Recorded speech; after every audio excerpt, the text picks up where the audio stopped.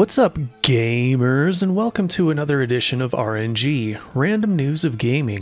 The monthly gaming news shows that once again returned to its usual latent gay status, doesn't waste your time with pointless news you don't care about, and shoves a bunch of lesser-known games right into your face hole. Which, there are a fuck ton of this month, a new record, so strap yourselves in, get comfy, take off your pants, and get ready for some hot industry garbage. Starting with layoffs. Again, because of course. So let's just get this over with quickly. Microsoft and Activision Blizzard, Sony, including Insomniac, and EA were the biggest ones last month, with EA also canceling their Star Wars project. There, nothing else to say about it. Nope, nothing at all, because I've already said everything I have to say about it in the last two videos. It's just another day. So let's move on to something more amusing instead. Around the beginning of February, there was a massive internet drama surrounding the future of Xbox going full third party, or basically them starting to port every single console exclusive they have to the Switch and PlayStation. But get this, it was just rumors.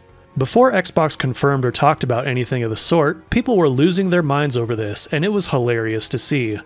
Xbox fans were unbelievably angry over the mere possibility of people on other platforms being able to play the games they allegedly love so much. Sounds backwards, doesn't it? The mind of a fanboy is truly an enigma, I suppose. But man, oh man, the salt! Look at this! Oh my god, I can feel my brain cells dropping by the second. 70, 60, 50, 40, 30, 20, retard. Ah, that was a nice diversion. Now, back to reality. Xbox had a little podcast sort of thing with the three main corpos of the company where they revealed what's really going on. They're porting 4 games that have already been out for quite a while now to PlayStation and Switch. That's it.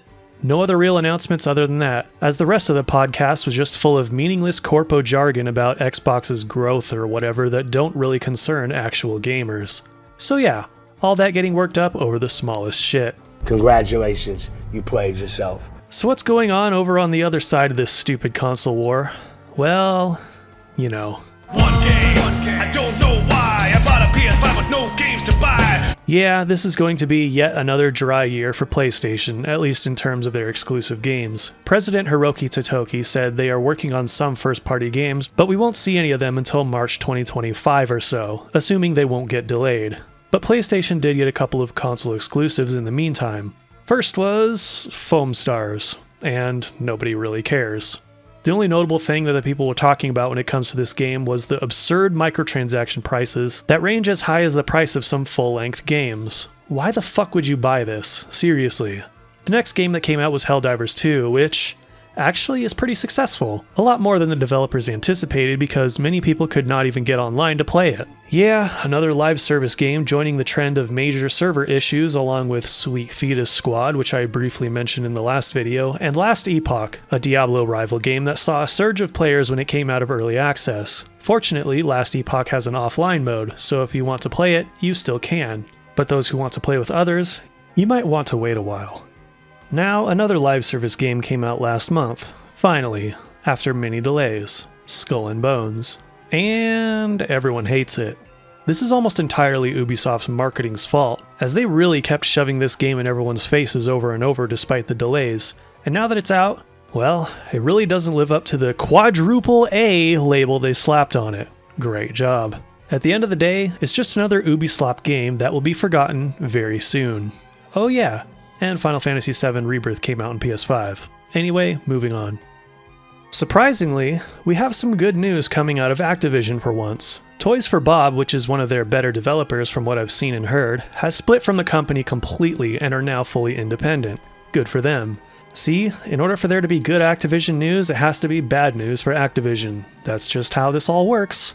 Around the same time, Saber Interactive announced they were splitting from Embracer Group. I didn't know much about Saber until recently, but they have a long list of games under their belt, so good for them as well. Hopefully both of these companies will end up making great things now that they're off the corporate leash.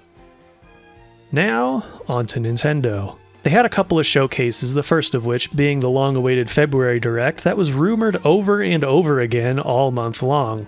And it's a partner direct. Great job getting yourselves all worked up, fanboys. Partner directs tend to be pretty mid with a few interesting things here and there, but some twits didn't seem to get the memo. So, here's another minor dose of salt. Enjoy. Oh, the tears of unfathomable sadness. Yummy. Then, there was also a Pokemon Direct, which isn't really worth talking about, except one thing. They announced a new Legends game, and it's all about the history of Lumiose City from the X and Y games, or something. I'm open to the idea, but we won't see it until 2025. Switch 2 launch title, perhaps? I kinda hope so, because it's gonna look and run like garbage again otherwise. On the other hand, we have Nintendo being Nintendo and filing a lawsuit against the creators of the Switch emulator Yuzu.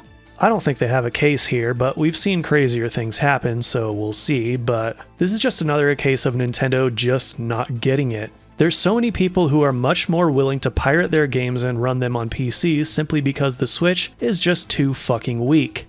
And they're long overdue for a new system. But there's still zero actual information on when this might be coming other than some rumors that keep changing every now and then, so they're better off just being ignored outright, to be honest. But one unrelated rumor that shouldn't be ignored is that Epic Games allegedly had a major data breach, but as of now, we don't know if this is actually true. If it ends up being real bad, I'll cover it in a future video, but for now, let's move on to our last topic.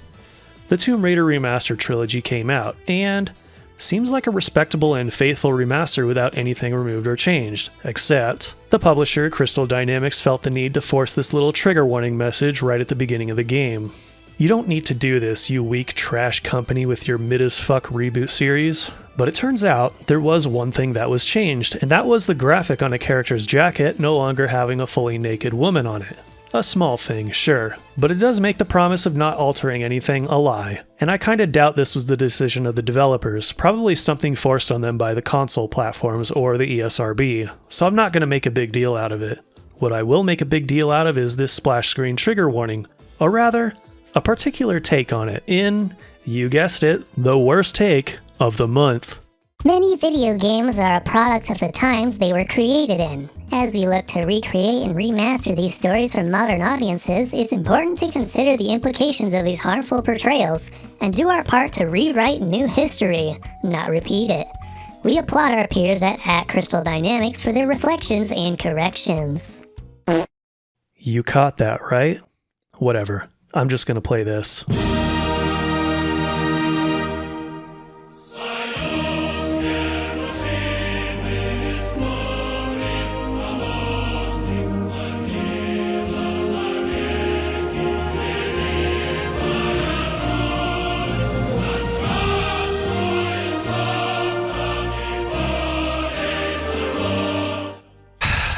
I really don't like getting political on my channel, but holy fucking shit, this is an actual developer at Xbox saying this about a certain game, so I can't really rule it out either.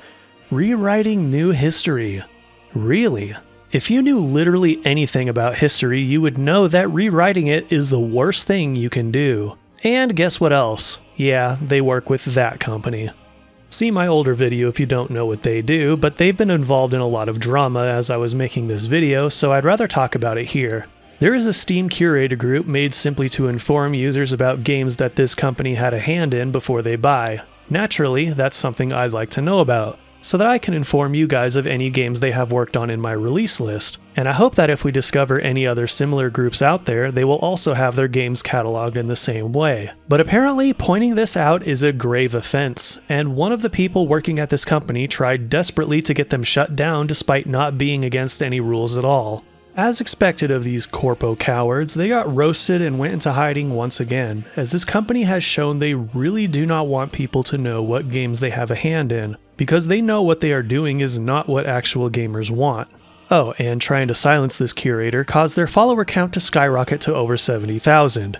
Great job. Congratulations, you played yourself. Fuck all of these people. They are a cancer on the industry and artistic integrity, and I hope they go under soon.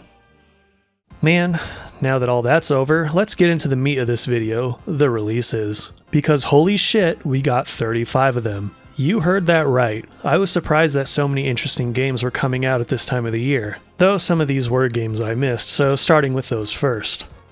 On February 8th, The Inquisitor came out, an alternate history game where Jesus didn't die, but then the religious leaders created a tyrannical society years later, where you have to uncover mysteries of what's going on. Unfortunately, it's sitting at mixed reception right now, but I like the idea at least. On February 12th, Airhead came out, a Metroidvania where you play as a headless body trying to save the life of a creature that looks like a head. These Metroidvanias are getting weird, man. On February 14th, we got Lords of Exile, a classic 2D platformer inspired by NES classics with some nice pixel art. Time to get wrecked over and over again. On the Nintendo Partner Direct on February 21st, they announced that Penny's Big Breakaway was available today. Nice. This 3D platformer with some very interesting yo-yo based traversal mechanics was one of the games I was looking forward to, but sadly, it seems to be plagued with glitches as of now. Maybe pick it up later. Next, we got a few games that came out of early access, starting with Sons of the Forest on February 22nd. An open-world survival horror game with co-op, so you and your friends can shit yourselves together. On February 28th, Spiritfall came out of early access, a roguelite 2D platforming combat game. Yep, another one of these. People seem to like it though. On February 29th, Secrets of Grindea came out of early access, a 2D adventure RPG with co-op. Interesting thing about this game is that it's been in early access for like 9 years, and the developer has been working on it since like 2013. Kinda crazy, isn't it? Also on February 29th, Maid of the Dead came out, a fan-servicey Vampire Survivors-ish looking game about anime maids versus zombies and some silly lewd cut-ins. For some reason, Steam marked this game as adults only despite getting an M rating, so its discoverability got heavily nerfed. Show them some love if you want. Starting off the March list, we have Expeditions, a Mudrunner game on March 5th. Climb into your off-roader and take some researchers to their destinations, or something. Don't know if there's any actual racing in this game or not, but there should be. On March 6th, Berserk Boy comes out, a 2D platformer that looks very inspired by Mega Man, and claims to have some Metroidvania elements for a bit more fun.